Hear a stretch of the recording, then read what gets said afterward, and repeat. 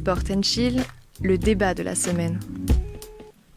Et ce soir, on parle cyclisme et on parle de la fin de saison de cyclisme 2020, même s'il reste encore de belles épreuves à suivre, avec notamment le final du Giro et le Tour d'Espagne qui démarre demain.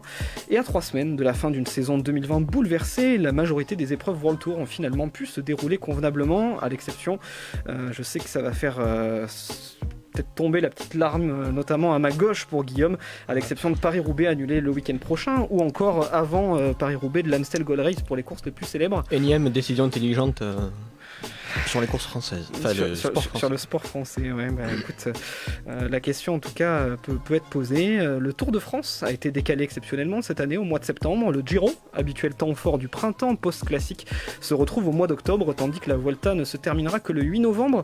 Enfin, les classiques ont été disséminés tout au long de cette saison, très dense, avec un calendrier de courses concentré sur un peu plus de 3 mois entre août et septembre.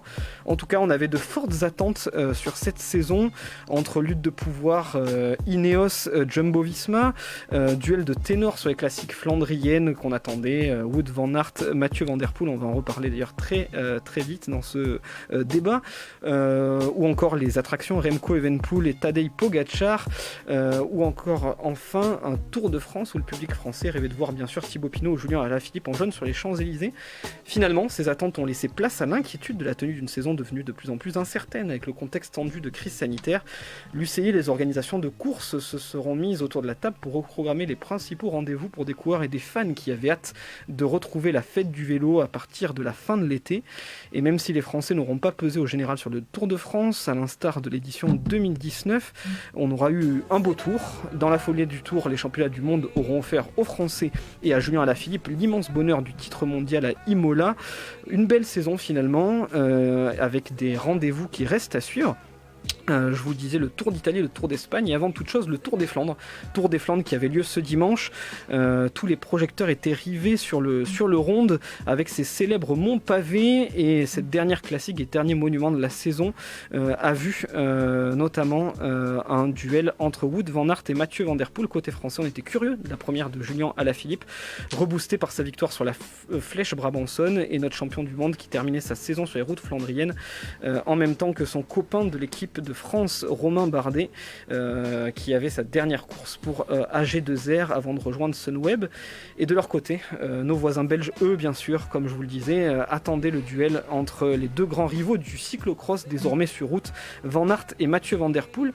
Alors qu'ils se montraient très remuants en tête de course et avaient été à l'initiative de la formation de ce trio rêvé, Van Aert, Van Der Poel, Alaphilippe, notre Julien a subi un incident de course. La course s'est vue entachée par une chute rageante pour l'équipe Quick-Step et tous les supporters français à 35 km de l'arrivée, contraints de mettre pied à terre après une chute provoquée par une moto. On apprendra plus tard qu'il est victime en réalité d'une fracture du poignet droit à ce moment décisif de la course. Sonné par cet incident de course, difficile d'occulter forcément pour les Français, mais on a vu un magnifique mano à mano entre les deux spécialistes des pavés, toujours présents à l'avant, qui ont passé les derniers monts en tête pour se jouer un sprint royal direction Oudenarde. Victoire pour 15 cm seulement pour Mathieu Van Der Poel qui s'impose devant Wout van Aert. Une belle rivalité qu'on risque de revoir dès la saison prochaine. On pourra penser que le fils d'Adrie Van Der Poel, vainqueur en 86 et petit-fils de Raymond Poulidor, s'est fait souffler dessus un petit peu dans les derniers mètres par son grand-père pour triompher dans les Flandres et remporter ainsi la plus belle course de sa carrière. Petite stat avant d'arriver justement à ma première question, Van Der Poel est d'ailleurs le premier coureur à remporter un monument dans une équipe continentale pro avec Alpecin Phoenix depuis Gérald Ciolek avec MTN Kubeka en 2013 sur Milan-San Remo. Donc ça remonte et c'est quand même pas une mince performance. Justement, Mathieu Van Der Poel, roi des Flandres, va-t-on vers une ère de domination de Van Aert et Van Der Poel sur les classiques flandriennes pour vous ? Tiens, la parole est à Guillaume tout d'abord. Pour moi, non. En fait, c'est très réducteur pour moi de limiter l'ère dont tu parles à ces deux coureurs. Alaphilippe a que 28 ans. On n'a pas vu encore Evenepoel là-dessus, on ne sait pas ce qu'il va faire. Voilà, il y a d'autres coureurs, il y en a toujours qui peuvent tirer leur épingle du jeu. Alors oui, cette saison, c'est les deux meilleurs, les trois meilleurs même avec Julien. C'est une saison bizarre, notamment au niveau du planning. Van der Poel, est-ce qu'il reste chez Alpecin Normalement, il risque de rester dans cette équipe, hein, ça a l'air d'être son projet. Bon, hein. c'est dommage. Donc, ce qui n'est pas une équipe World Tour, donc peut-être qu'il ne Ouais. fera pas toutes les courses. Bon, après, c'est une équipe belge, non, c'est même pas. Non, Non, hollandaise. c'est hollandais. Ouais, donc, c'est Ou allemand hollandais. presque. peut-être que, après, avec son nom, il Ouais, peut avoir vraiment. des invitations, etc. Mais c'est pas sûr qu'il fasse toutes les courses dites flandriennes. Non, moi je trouve que c'est. Alors oui, ils peuvent en gagner et ça se trouve l'année prochaine ils vont encore les gagner à eux deux, mais je trouve ça réducteur de limiter à ces deux-là. Alors c'est vrai qu'ils sont jeunes, on va les voir pendant encore 10-12 ans, mais il y en a d'autres. Surtout qu'il aurait pu aller renforcer une petite équipe néerlandaise, Jumbo Visma, pas trop connue, Oui, bon. qui a beaucoup de place en plus dans son effectif.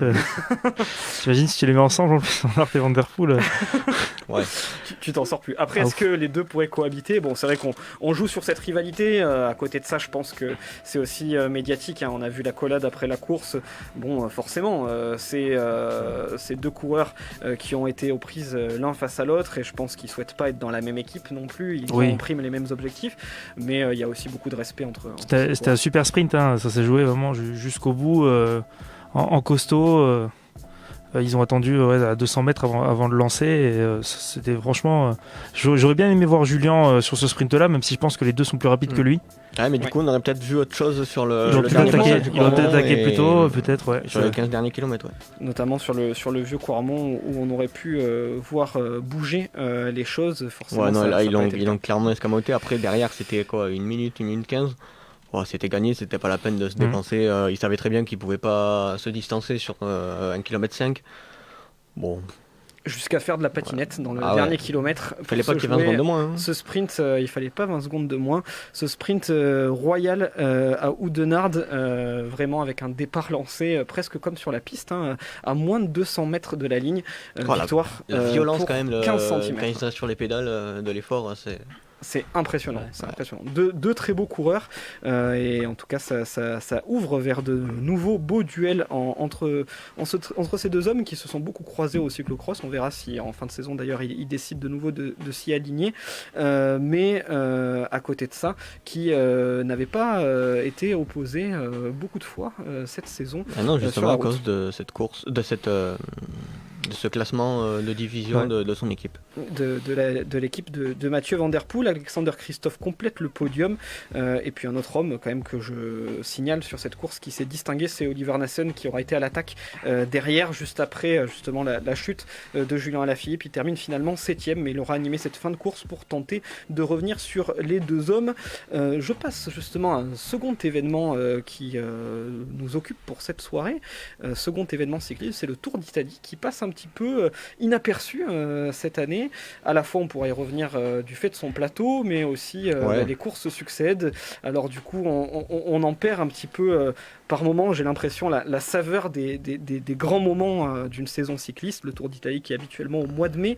C'était la fin de la deuxième semaine à la suite d'un week-end important marqué par un contre-la-montre et également une arrivée au sommet du côté de Piancavallo. Victoire sur le contre-la-montre de Filippo Ganna. Déjà 3 victoires pour le nouveau champion du monde du chrono, dont une étape en ligne, une fois n'est pas coutume, Ouais. c'était lors de la première semaine. Côté des favoris, on a vu hier 3 des favoris en difficulté. Nibali, Fuglsang, dans une moindre mesure, parce que son statut de favori est moins évident, j'allais dire, mais Peyo Bilbao. Enfin, un maillot rose aussi qui a perdu du temps, Joao Almeida, mais qui est quand même Toujours là. épatant, toujours là, en rose depuis le deuxième jour de Deuxième jour, course.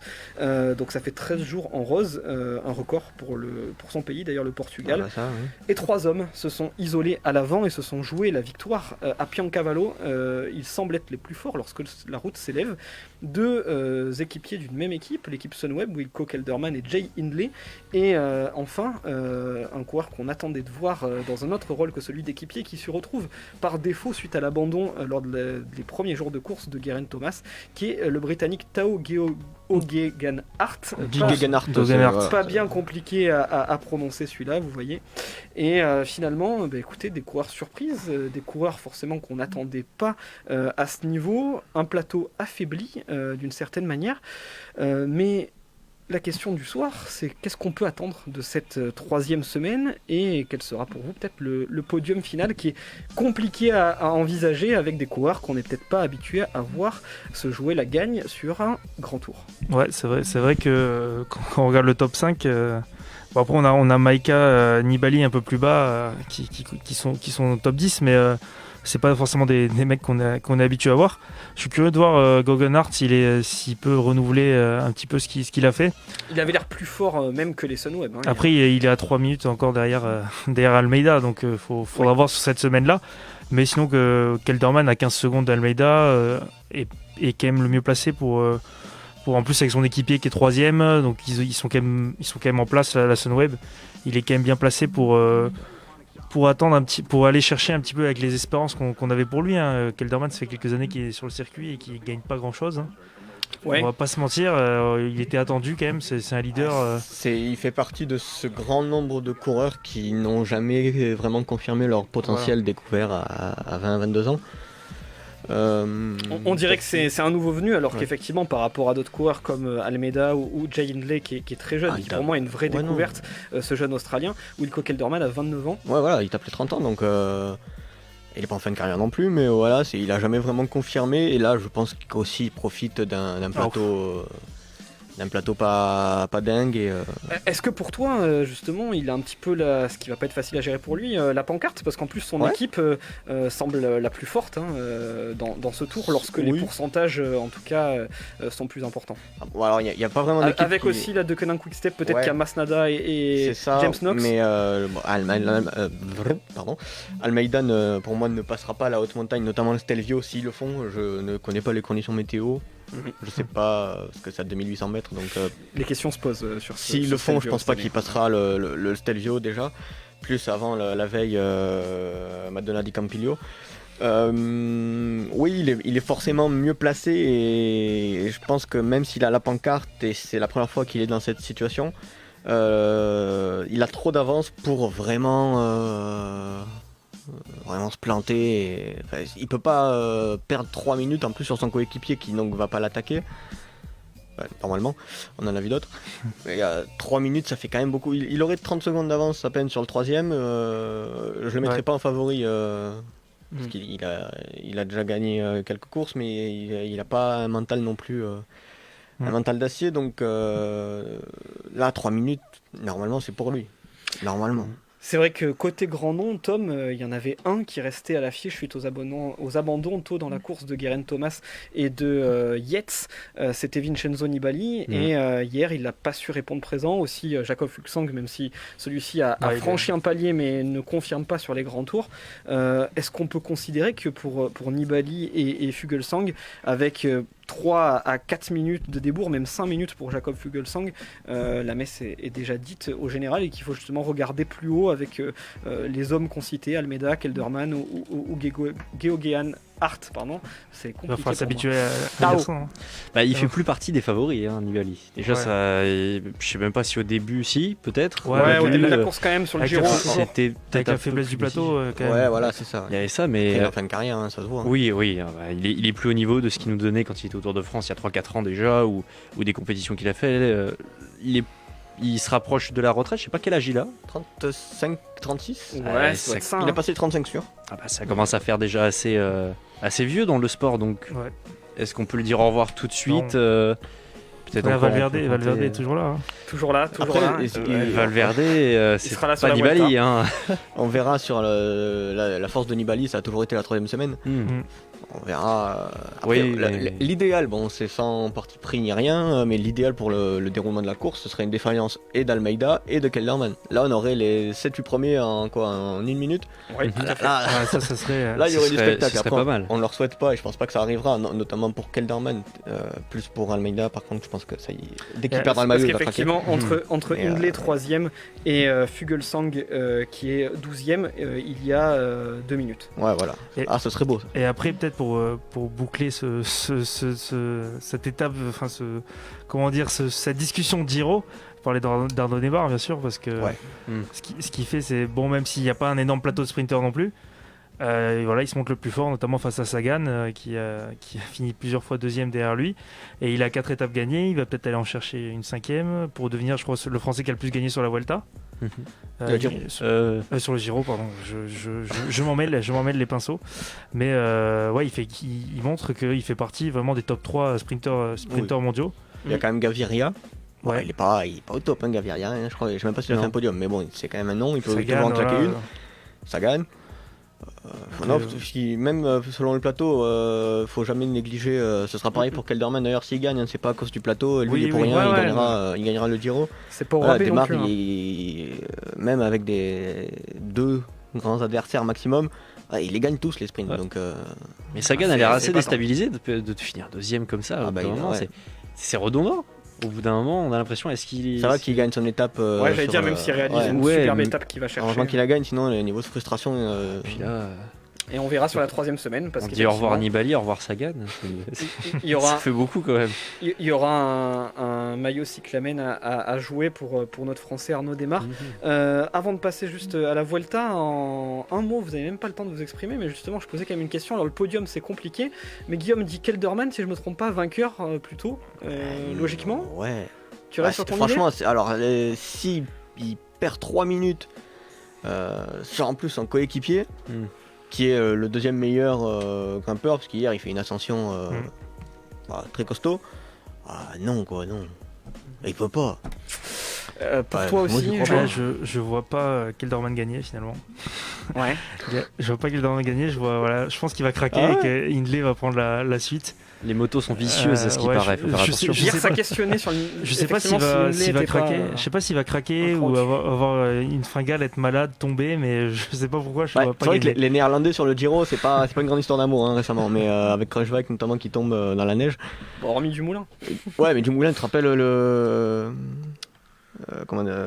Enfin, oui, bon, Oui, son accident intestinal sur la 20e étape, il me semble, où Oui, il a oui, failli perdre. Donc, on sait jamais avec les Hollandais sur le Giro. C'est pas toujours évident. Tu serais sur quel homme vainqueur aussi, Tom? Bah, du même avis que notre cher Chiller, le chien en face de moi. Ouais, je serais du même avis parce que bah, on n'a pas. Enfin, j'ai pas l'impression qu'il y a vraiment de risque pour lui de perdre. T'as dit son avance tout à l'heure, 2 minutes.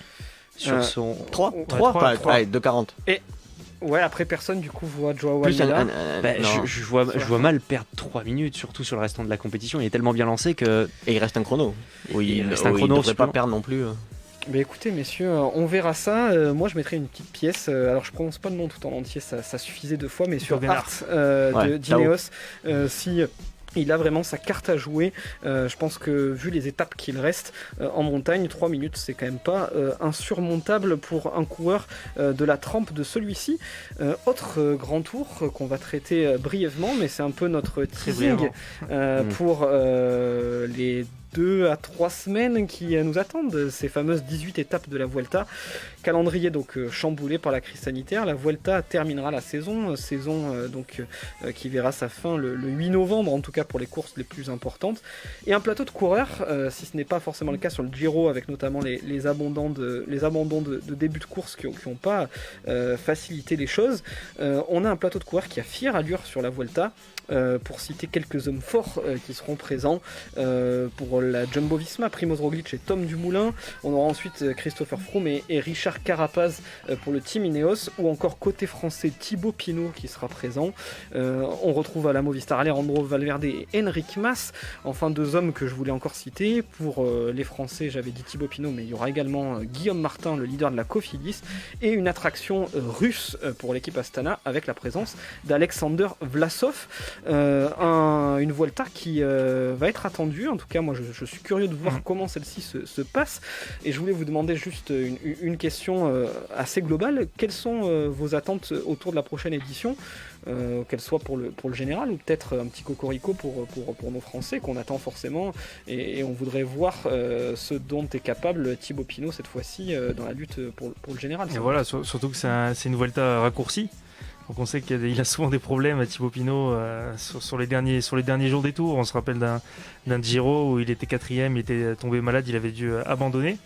Donc voilà, moi je suis curieux de voir ce qu'il peut donner. Voilà, il est avec David Gaudu qui va bien l'emmener. Et sinon aussi Guillaume Martin qui a une belle équipe autour de lui. avec notamment les frères Irada, et qui peut peut-être confirmer sa bonne forme du Tour de France, pour pourquoi pas faire un nouveau top 10. Quelle est ton attente, toi, Tom, sur Et sur pourquoi- cette Vuelta? Et pourquoi pas Chris Froome? C'est ce que je me dis parce j'ai que du mal à y croire, non. ça, quand même. c'est vrai. Ouais, moi j'ai Ça fait j'ai un un vrai moment doute. qu'il a pas gagné. Ça fait un moment qu'il a pas gagné Moi, j'ai l'impression que compétition de cette rapidement, ils vont hauteur. se tourner vers Carapaz. Ouais. Quoi. Et je pense Avec les deux. que Froome, je pense qu'ils le mettent pour le nom et le prestige et pour son rôle Qui partent dans, en beauté. dans l'équipe. Ouais, oui aussi, surtout c'est ça, peut-être c'est pour ça. le pour jubilé, quoi. Ouais, c'est ça.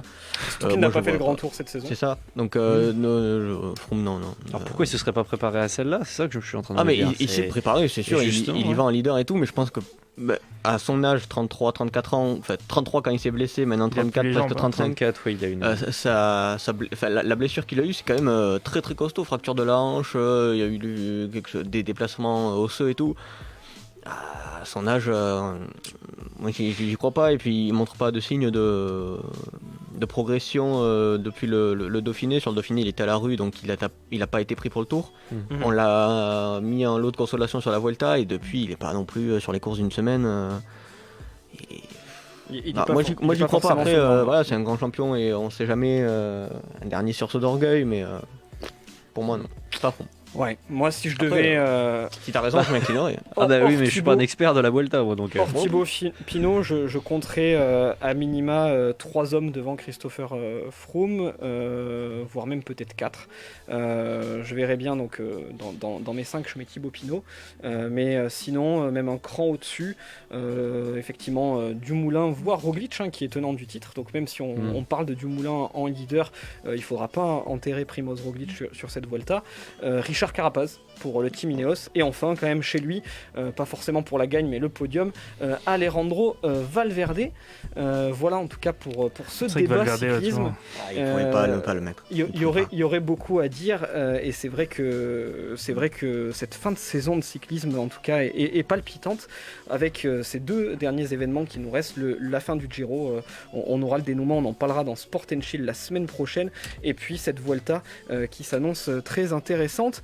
En tout cas c'est une sacrée saison 2020 en dents de scie, mais qui voit une passation de pouvoir entre 2 générations de coureurs, l'avènement de la jeunesse, Mark Hirschi, Jay Hindley pour la Sunweb, encore Hart du côté donc du Team Ineos, Remco Evenepoel, Tadej Pogacar, Wout van Aert, Remco Evenepoel, Alexander Vlasov, tant de noms qu'on réentendra sans Sivakov.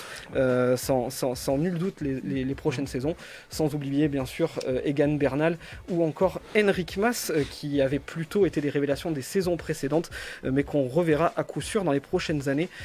C'est la passation avec des coureurs comme Vincenzo Nibali, Chris Froome ou encore Alejandro Valverde. On prend désormais notre seconde pause musicale, et c'est le titre 3 en 1 de PLK. A tout de suite.